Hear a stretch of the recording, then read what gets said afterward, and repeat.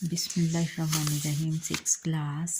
آج ہم نے پچھلی نشست میں پڑھا تھا اسوہ حسنہ اور رواداری۔ آج اس کے مشق میں جو سوالوں کے مختصر جواب دیتے ہیں۔ سوال نمبر 1 ہے، اس میں ہے سوال نمبر 1، تکالیف، مسائل اور اذیتوں پر صبر کرنا کیا کہلاتا ہے؟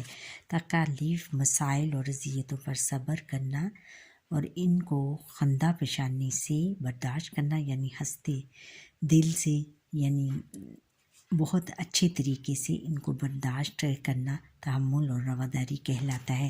سوال نمبر 2 ہے کہ حضور نبی اکرم خاتم النبیین صلی اللہ علیہ وسلم کی زندگی کس چیز کا کامل نمونہ ہے؟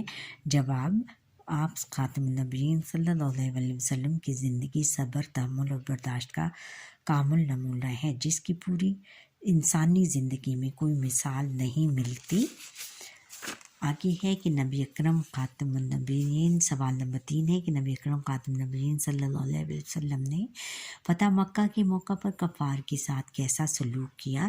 جواب ہے کہ نبی اکرم صلی اللہ علیہ وسلم نے فتح مکہ کے موقع پر کفار کے لیے ارشاد فرمایا، میں کہتا ہوں جو حضرت یوسف علیہ السلام نے اپنے بھائیوں سے کہا تھا، آج تم پر کچھ ملامت نہیں، جاؤ تم سب آزاد ہو۔ عفو، درگزر اور حلم و تحمل کی اس سے بہتر مثال پوری انسانی تاریخ میں نہیں ملتے۔ یعنی فتح مکہ کے موقع پر انہوں نے حضور نبی اکرم صلی اللہ علیہ وسلم نے فتح مکہ کے قیام کے دوران ان پر بہت زیادہ ظلم اٹھائے، لیکن پھر بھی حضور نبی اکرم صلی اللہ علیہ وسلم کی شان پہ صدقے جائیں کہ انہوں نے ان سب لوگوں کو معاف کر دیا اور ان پر کوئی ملامت نہیں کی۔ سوال نمبر 4 ہے کہ فتح مکہ کے بعد کون سر جھکائے کھڑے تھے؟ فتح مکہ، جواب ہے کہ فتح مکہ کے بعد مکہ کے بڑے بڑے سردار سر جھکائے کھڑے تھے۔ سوال نمبر 5 ہے مختصر سوالوں میں سے، مدینہ منورہ آپ خاتم النبیین صلی اللہ علیہ وسلم نے مدینہ منورہ میں آپ خاتم النبیین صلی اللہ علیہ وسلم نے کیسا معاشرہ قائم کیا؟ جواب ہے کہ مدینہ منورہ میں خاتم النبیین صلی اللہ علیہ وسلم نے پرسکون معاشرے کی بنیاد رکھی۔ اب سوالات کے تفصیلی جواب دیں۔ سوال نمبر 1 ہے کہ سرکار دو عالم خاتم النبیین صلی اللہ علیہ وسلم کی سیرت طیبہ کے چند پہلو اپنے الفاظ میں بیان کریں۔ جواب ہے کہ سرکار دو عالم خاتم النبیین صلی اللہ علیہ وسلم کی سیرت طیبہ برداشت، رواداری کا کامل نمونہ ہے۔ اللہ تعالیٰ نے اپنے محبوب نبی آخر الزماں حضرت محمد رسول اللہ خاتم النبیین صلی اللہ علیہ وسلم کی زندگی کو ہمارے لیے مشعل راہ بنایا۔ ارشاد باری تعالیٰ ہے، بے شک رسول اللہ خاتم النبیین صلی اللہ علیہ وسلم کی زندگی تمہارے لیے بہترین نمونہ ہے۔ آپ خاتم النبیین صلی اللہ علیہ وسلم کی زندگی صبر، تحمل اور برداشت کا ایسا کامل نمونہ ہے جس کی پوری انسانی تاریخ میں کوئی مثال نہیں ہے۔ آپ صلی اللہ علیہ وسلم کی تمام زندگی مصائب و آلام سے عبارت رہی، یعنی ان کی تمام زندگی، پوری زندگی میں جو تھی تکلیفیں اور جو آلام، دکھ، درد سے بھری ہوئی تھی، مگر آپ نے کسی بھی موقع پر صبر کا دامن ہاتھ سے نہ جانے دیا، یعنی ہر مسائل کو آپ نے بہت اچھے طریقے سے برداشت کیا اور صبر کیا۔ ہر موقع پر انہوں نے صبر کیا۔ فتح مکہ کے موقع پر آپ صلی اللہ علیہ وسلم نے کفار مکہ کو معاف کر دیا۔ ہجرت مدینہ کے موقع پر آپ خاتم النبیین صلی اللہ علیہ وسلم نے اخوت اور بھائی چارے کی بنیاد پر ایسا معاشرہ قائم کیا جہاں مسلمانوں اور غیر مسلمانوں کے ساتھ معاشرتی سطح پر مساویانہ سلوک کیا جاتا، یعنی مساویانہ یعنی برابر کا سلوک دونوں مسلمانوں اور غیر مسلموں کے ساتھ برابر کا سلوک کیا جاتا۔ سوال نمبر 3 ہے کہ آپ خاتم النبیین صلی اللہ علیہ وسلم نے فتح مکہ کے موقع پر اہل مکہ کے ساتھ کیسا سلوک کیا؟ جواب ہے کہ فتح مکہ کے موقع پر صحابہ کرام رضی اللہ تعالیٰ عنہ شمع رسالت حضور نبی اکرم خاتم النبیین صلی اللہ علیہ وسلم کے گرد پروانوں کی طرح جمع ہیں، پروانوں یعنی دیوانوں کی طرح جمع ہیں۔ مکہ کے بڑے بڑے سردار سر جھکائے کھڑے ہیں اور دل ہی دل میں اپنے کیے گئے مظالم کے بعد بدلے کیا سوچ سوچ کر کانپ رہے ہیں۔ وہ ڈر رہے ہیں کہ نہ جانے جو کچھ انہوں نے حضور نبی اکرم خاتم النبیین صلی اللہ علیہ وسلم سے ساتھ کیا، آج کے طور پر جانے ان کے ساتھ کیسا سلوک ہو۔ ان لوگوں میں آپ صلی اللہ علیہ وسلم کی راہ میں کانٹے بچھانے والے بھی تھے۔ آپ صلی اللہ علیہ وسلم کی راہ میں کانٹے بچھانے والے بھی تھے، کانٹے آپ پر پتھر مارنے والے بھی تھے، اور وہ بھی جنہوں نے غزوہ احد میں حضور نبی اکرم صلی اللہ علیہ وسلم کو لہو لہان کر دیا تھا، یعنی ان کو زخمی کر دیا تھا۔ آپ صلی اللہ علیہ وسلم کے پیارے چچا حضرت حمزہ رضی اللہ تعالیٰ عنہ کو قتل کر کے ان کے جسم کے ٹکڑے کیے اور ان کا جگر چبایا۔ دیکھو بچوں کس قدر یہ ایک ظالمانہ حرکت تھی، اور ان کا جگر بھی چبایا۔ اور آپ صلی اللہ علیہ وسلم نے فرمایا، میں تم سے وہی کہتا ہوں جو حضرت یوسف علیہ السلام نے اپنے بھائیوں سے کہا تھا کہ آج تم پر کچھ ملامت نہیں، جاؤ تم سب آزاد ہو، یعنی تم سب سے کوئی بدلہ نہیں لیا جائے گا۔ سوال نمبر 3 ہے صلح حدیبیہ کے اہم نکات کیا تھے؟ تفصیل سے بیان کریں۔ جواب، صلح حدیبیہ کے اہم نکات درج ذیل ہیں۔ نمبر 1، ایک فریقین کے درمیان 10 سال تک جنگ نہیں ہوگی۔ قریش کا جو شخص رسول اللہ خاتم النبیین صلی اللہ علیہ وسلم کے پاس بھاگ کر مدینہ جائے گا اسے واپس کر دیا جائے گا، یعنی جو بھی شخص مسلمان ہو کر حضور نبی اکرم صلی اللہ علیہ وسلم کے پاس جائے گا اس کو واپس کر دیا جائے گا۔ رسول اللہ خاتم النبیین صلی اللہ علیہ وسلم کے ساتھیوں میں سے جو شخص قریش کے پاس جائے گا اسے واپس نہ کیا جائے گا۔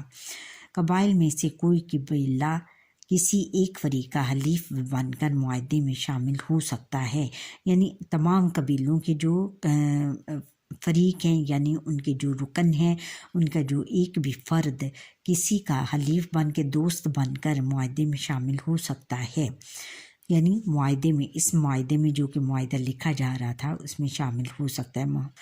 محمد رسول اللہ خاتم النبیین صلی اللہ علیہ وسلم اس سال عمرہ کیے بغیر جائیں گے، البتہ اگلے سال عمرہ کر سکیں گے۔ اس معاہدے کو قریش نے اپنی فتح سمجھا اور مسلمانوں میں ایک طرح کی مایوسی پھیل گئی، لیکن صلح حدیبیہ کے بعد مدینہ منورہ جاتے ہوئے راستے میں فتح و نصرت کی نوید لے کر سورہ فتح نازل ہوئی، یعنی وہ مسلمان جاتے ہوئے بہت مایوس تھے، لیکن اللہ تعالیٰ نے ان کو یہ خوشخبری سنائی سورہ فتح دے کر، خوشخبری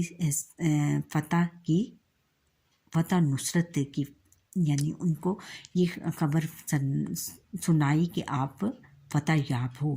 سورہ فتح پھر نازل ہوئی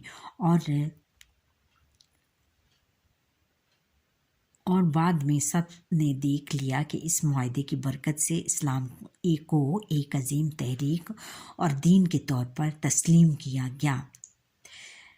ہمیں چاہیے کہ ہم قرآن و سنت کی تعلیمات پر عمل پیرا ہوں تاکہ ہمارے معاشرے سے بدامنی، لاقانونیت اور عدم برداشت کا خاتمہ ہو سکے، یعنی ہمیں اسلامی تعلیمات پر عمل کرنا چاہیے اور اس طرح یہ تمام برائیاں ختم ہو جائیں گی ہمارے معاشرے سے۔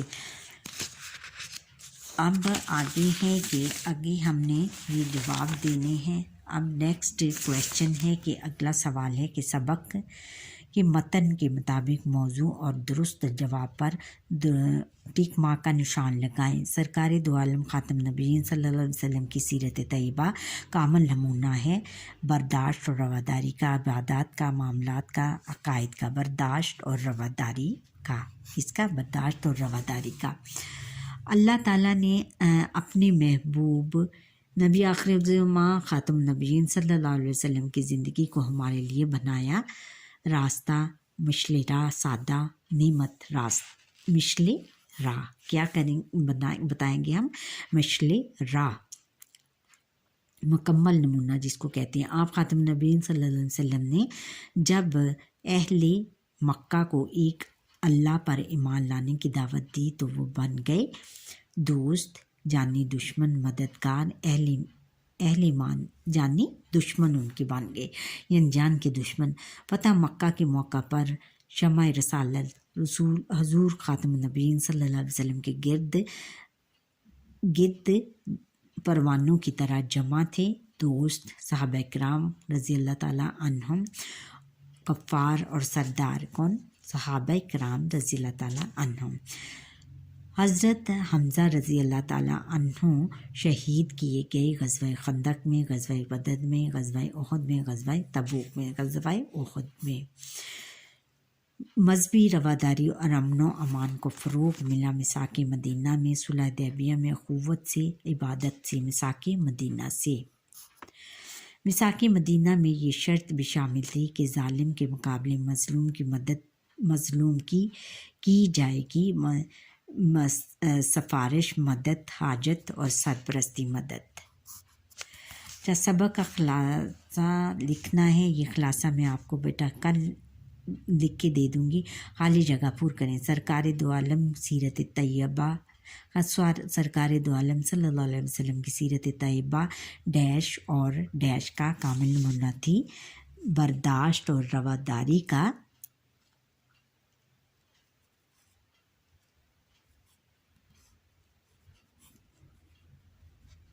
برداشت اور رواداری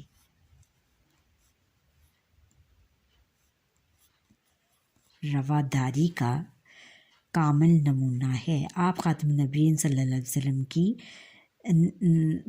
دوسروں کی ڈیش توجہ سے سنتے، بات توجہ سے سنتے۔ اللہ تعالیٰ نے اپنے محبوب آخر الزماں خاتم النبیین صلی اللہ علیہ وسلم کی زندگی کو ہمارے لیے ڈیش بنایا ہے، مشل راہ بنایا ہے،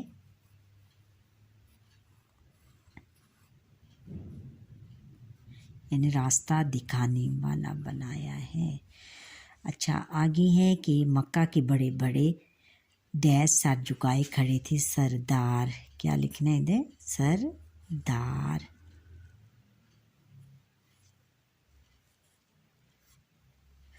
سردار سر جھکائے کھڑے تھے۔ حضور خاتم نبیین صلی اللہ علیہ وسلم نے مدینے میں مکی مختلف قبائل کو یکجان کر کے انسا معاشرہ قائم کیا، پرسکون معاشرہ قائم کیا۔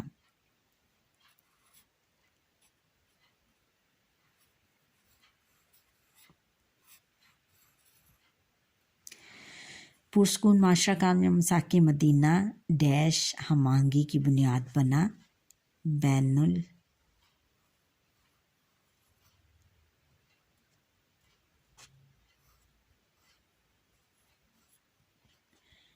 مذاہب کی بنیاد بنا۔ یہ اچھا بچوں، یہاں پر ہی ہمارے اب تک کا لیسن کا وقت ختم ہوتا ہے۔